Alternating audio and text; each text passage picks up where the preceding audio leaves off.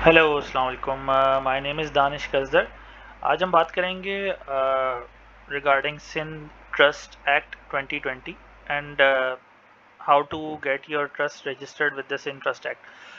So basically, after the introduction of Sin Trust Act 2020, all trusts are now required to get themselves registered uh, through this act.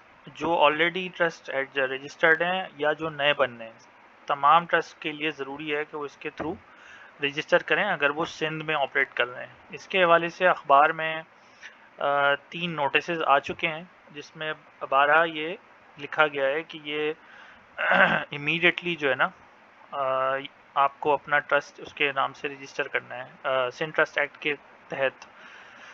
तो इसकी requirements हम briefly देख सकते हैं. सबसे पहले तो आपको एक मेमोरेंडम ऑफ एसोसिएशन चाहिए होगा.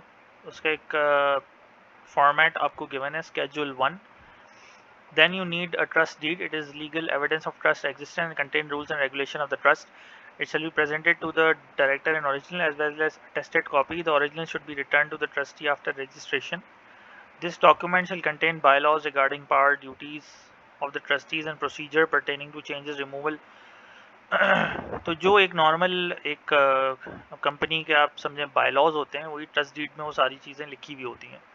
तो वो आपको 2000 रुपये की स्टैम्प पेपर पे रेडी करनी होगी. एफिडेविट आपको देना होगा ट्रस्टीज़ की तरफ से एज़ पर स्केड्यूल 2, वो हम आगे देखेंगे. अटेस्टेड कॉपीज़ ऑफ CNICs जो ट्रस्टीज़ के हैं वो आपको देने होंगे.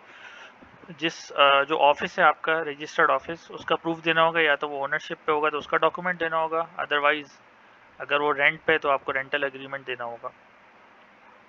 Affidavit and schedule 3. इस एफिडेविट में आपको मेंशन करना होगा कि देयर आर नो लीगल और criminal proceedings against the trustees, और उसका फॉर्मेट भी आगे मेंशनड है. Then you have to pay the bank challan of 10,500 rupees. वो आपको पे करना होगा. Any other documents as the assistant director may required. Picture of trustee along with sign and thumb impression must be fixed. Authority letter of a person who is responsible for the registration matter of trust. तो जो भी शख्स ये तमाम activities कर रहा है, कोई वो ट्रस्टी भी हो सकता है, वो कोई और ऑथराइज्ड इंटरमीडियरी भी हो सकता है, तो वो उसके नाम पे अथॉरिटी लेटर चाहिए होगा. और लास्टली जो है वो ट्रस्ट मेंबर की जो डिटेल्स हैं वो एज़ पर स्केड्यूल 4 आपको चाहिए होंगी. उसके अलावा जो है एक प्रोफॉर्मा गिवन है. वो प्रोफॉर्मा 17 कॉलम का एक टेम्पलेट है, वो आपको फिल करना होगा in case of existing trust.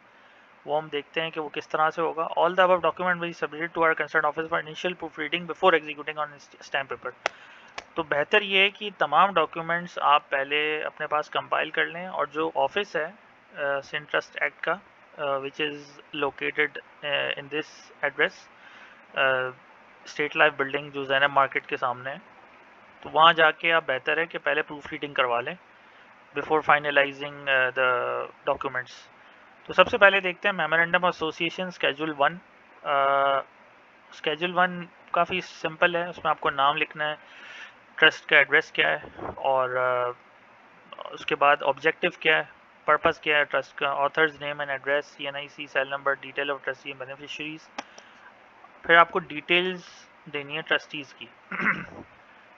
जो डिटेल्स देनी है वो उसने मेंशन किया हुआ है schedule 4.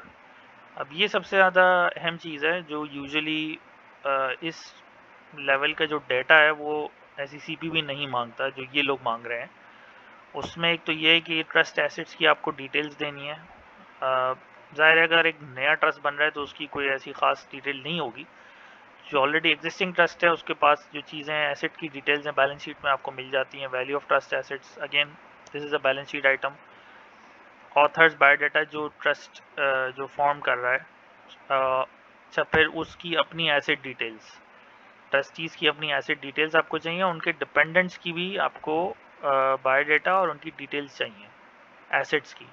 Asset detail of any other person, legal person associated to the trust, तो ये भी आपको देनी होगी. अब एसेट डिटेल से मुराद आप समझें कि आपका टैक्स रिटर्न जो है उसमें आपकी एसेट डिटेल्स आ रही होती है, तो आपको वो प्रोवाइड करनी होगी. Annual activities, this could be a 1 pager document जहाँ पे आपने बुलेट पॉइंट्स में मेंशन किया हो.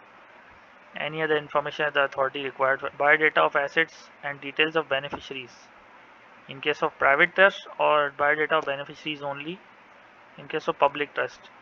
पब्लिक ट्रस्ट वो होता है जिसके मेमोरेंडम में मेंशन होता है कि वो जनरल पब्लिक के लिए काम करेगा, तो वो सिर्फ उसको जो है ना ज़रूरत नहीं है कोई बेनिफिशरीज का एसेट्स की डिटेल्स देने की। अगर कोई प्राइवेट ट्रस्ट है, फॉर एग्जांपल एक provident fund is also a trust, तो उसके जो बेनिफिशरीज होते हैं ना वो उसी ट्रस्ट के मेंबर्स होते हैं जो उस प्रोविडेंट फंड के बेनिफिशरीज होते हैं। वो उसका जनरल पब्लिक के लिए वो नहीं होता। उस केस में वो कह रहा है कि आपको बेनिफिशरीज की भी ऐसी डिटेल्स देनी होगी। अच्छा, इसका तरीकाकार ये है कि वेबसाइट मेंशन्ड है, इसके थ्रू पूरी ऑनलाइन रजिस्ट्रेशन होती है। You first need to go to the sign up, और साइन अप में बहुत स्ट्रेट फॉरवर्ड प्रोसेस है। आपको अपनी डिटेल्स उसमें मेंशन करनी होगी, नेम ऑफ ट्रस्ट, अगर ये न्यू या एग्जिस्टिंग है तो आप क्लिक कर लें। आपका जो भी शहर है उस पर क्लिक करें, और जो बंदा ऑथराइज्ड है रजिस्टर करवाने के लिए वो अपनी तमाम इसमें इंफॉर्मेशन इंसर्ट करेगा। और एक अथॉरिटी लेटर है, अथॉराइजेशन डॉक्यूमेंट, ये आपको बल्कि यहीं से मिल जाएगा, इसी वेबसाइट से। इसका एक फॉर्मेट यहीं पे गिवन है। एनीवेज सिंपल उसमें ये लिखा होगा that the trustees authorize mister ABC, तो वो आपको अपलोड करना होगा। फिर आपका एक यूज़र ID और पासवर्ड आ जाएगा, उसके थ्रू आप ये तमाम डॉक्यूमेंट्स अपलोड करेंगे जो मैंने अभी आपसे शेयर किए हैं। अब आगे आते हैं, तो हमने इसको कवर कर लिया है मेमोरेंडम को। Then we move towards this schedule 2 acceptance certificate. ये भी एक आपको टेम्पलेट गिवन है, इसमें आपको ट्रस्टीज से आपको साइन करवाना होगा। थर्ड आपको स्केड्यूल 3 गिवन है, उसमें भी एक अंडरटेकिंग है बेसिकली। आप समझें कि ये ट्रस्ट जो है वो किसी भी क्रिमिनल एक्टिविटी उसमें इन्वॉल्वमेंट नहीं है। तो signed by members of the trust in presence of the 2 witness, और इसको आपको नोटराइज करवाना होगा। उसके बाद हम एक बात कर रहे थे कि वो जो एग्जिस्टिंग ट्रस्ट है उसको ये इस फॉर्मेट में अपनी डिटेल्स देनी होगी। तो अपना नाम, एड्रेस, स्टेट, यानी वो एक्टिव है नॉन एक्टिव है, और जो एग्जिस्टिंग बैंक अकाउंट्स वगैरह हैं वो सब चीज़ें। ज़ाहिर है नए ट्रस्ट की तो ये चीज़ें होंगी नहीं ना, अगर एक ट्रस्ट बना ही नहीं है तो उसका बैंक अकाउंट भी नहीं होगा। तो ये एग्जिस्टिंग ट्रस्ट की बात हो रही है कि उसको अपना ये चीज़ें देनी होंगी। पाकिस्तान में है तो उसको यहाँ टिक करना होगा। बाकी जो आगे चीज़ें आ रही हैं सेल्फ एक्सप्लेनेटरी हैं, वो आपको चीज़ें यहाँ पे मेंशन करनी होंगी और उसके साथ आपको अटैच करना होगा। तो ये एक शॉर्ट में एक प्रोसेस है सिन ट्रस्ट एक्ट का। इस पे जो है अगेन मैं ये रिपीट कर लूँ कि ये मैंडेटरी रिक्वायरमेंट है, और ट्रस्ट जो है उसमें तमाम यानी इदारे आ जाते हैं। उसमें प्रोविडेंट फंड भी है, उसमें जो है ना वो कोई NGOs भी हो सकती हैं, उसमें कोई स्कूल भी हो सकता है, यूनिवर्सिटी भी हो सकती है। Trust is a very broad category, और ये तमाम ट्रस्ट के लिए एप्लीकेबल है। यानी जो ट्रस्ट एक्ट 1882 के तहत 1882 के तहत जो बना हुआ था, वो उन तमाम को अब इसने रिप्लेस कर लिया है सिन ट्रस्ट एक्ट ने। तो इट्स अ मैंडेटरी रिक्वायरमेंट, और इसको जितना जल्दी कंप्लाई किया जाए उतना बेहतर है। Thank you for watching this video. In case of any questions, feel free to comment. Thank you.